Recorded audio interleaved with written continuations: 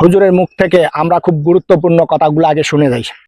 পুরুষদের ব্যাপারে বলছেন আল্লাহ ওই পুরুষের দিকে তাকাবে না যে পুরুষ তার সতরের মানে টাকনুর নিচে তার কাপড় পরিধান করে।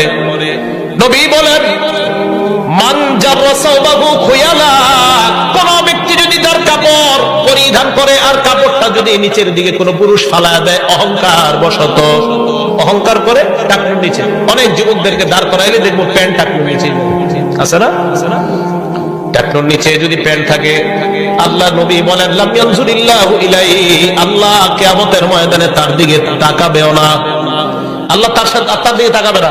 এই ব্যাপারে হাদিস একশো অসংখ্য গণিত হাদিস, যে টাকনুর নিচে যারা ইচ্ছাকৃতভাবে কাপড় পরিধান করবে পুরুষরা, তাদের দিকে আল্লাহ তাকাবে না, তাদের সাথে আল্লাহ কথা বলবে না, আল্লাহ তাদেরকে পবিত্র করবে না, আল্লাহ তাদের সাথে কোনো সম্পর্ক রাখবে না। এখন আপনারা বলবেন হুজুর আমরা তো অহংকার করে পড়ি না, এমনি পড়ি। এমনিও বললে আপনারা এমনিও যদি পড়েন, এমনি বললেও আপনার ওই অংশ জাহান্নাম।